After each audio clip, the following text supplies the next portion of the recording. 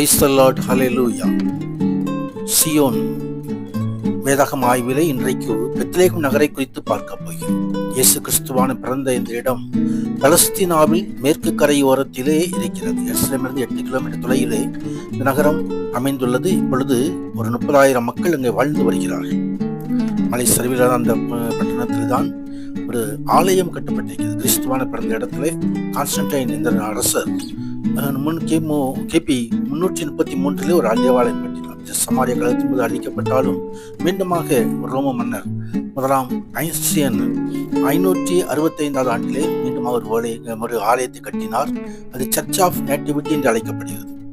அந்த ஆலயத்தை யுனெஸ்கோ பாரம்பரிய களமாக அறிவித்திருக்கிறது. கர்த்தருக்கு மகிமை உண்டாவதாக. அந்த பெத்லகேமிலே இன்றைய தினம் என்ன என்று சொன்னால், அந்த பெத்லகேமிலே கிறிஸ்துமஸ் கொண்டாட்டத்தை ரத்து பண்ணி இருக்கிறார்கள். அங்கே யுத்தம் நடந்து கொண்டிருக்கிறபடியினாலே, அங்கே ஹமாஸ் யுத்தம் இஸ்ரேலுக்கு நடந்து கொண்டிருக்கிறபடினாலே, அங்குள்ள பெத்லகேம் நகர மேயர் ஹனானியா அவர் பலஸ்தீனியர்கள் மிகுந்த துயரத்தை அனுபவித்து வருகின்றனர், எனவே பெத்லகேமிலே கிறிஸ்துமஸ் கொண்டாட்டத்தை ரத்து செய்துள்ளோம், ஆலயத்தின் நிர்வாகம் அதை ஏற்றுக்கொண்டது என்று சொல்லி அங்கே செய்தி கொடுக்கப்பட்டிருக்கிறது. வேதத்திலே பார்க்கிறோம், இந்த பெத்லகேம் குறித்து மீகா சொல்லும் பொழுது, யூதேயாவில் ஆயிரங்களுக்குள்ளே சிறியதாக இருந்தாலும் இஸ்ரவேலை ஆளப்போகிறவர் முன்னெடுத்திலிருந்து புறப்பட்டு வருவார் என்று சொல்லி மீகா தீர்க்க தரிசனமாக உரைத்திருந்தார். கர்த்தருக்கு மகிமை உண்டாவதாக. இந்த பெத்லகேமை குறித்து ஆதியாகமத்திலேயே அது குறிப்பிடப்பட்டிருக்கிறது. ஆண்டவராகிய தேவனால் தெரிந்து கொள்ளப்பட்டதான ஒரு சிறிய கிராமம். கர்த்தருக்கு மகிமை உண்டாவதாக. ஆதியாகம புஸ்தகம் 35வது அதிகாரத்திலே அங்கே யாக்கோபு பெத்தேலை விட்டு பிரயாணம் பட்டு எப்ராத்துக்கு கொஞ்சம் தூரத்தில் வரும்போது அங்கே ராகேலுக்கு பிரசவம் நேரிட்டது. அப்பொழுது கடும் வேதனை உண்டாயிற்று.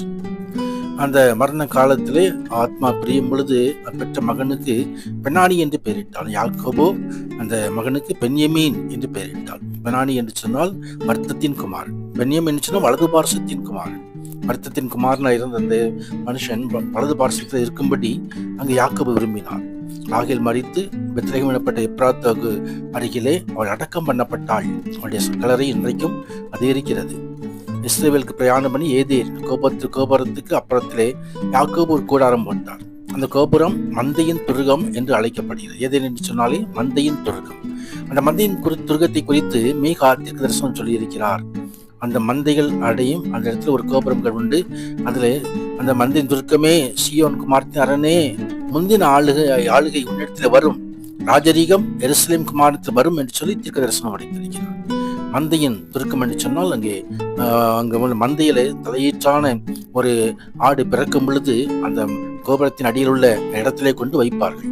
அது எருசலேம் தேவாலயத்துக்காக பஸ்கா பண்டிகைக்காக ஆயத்தம் பண்ணப்படும். அந்த இடத்துல தான் கிறிஸ்துவானவர் பிறந்தார் என்று தாவீதின் ஊரிலே கிறிஸ்துவான இரட்சகர் பிறந்திருக்கிறார் என்று சொல்லி மெய்ப்பர்களுக்கு அறிவிக்கப்பட்டது. அந்த மெய்ப்பர் நம்மோடு இருந்து நம்மை ஆசீர்வதிப்பாராக. ஆமென், ஆமென்.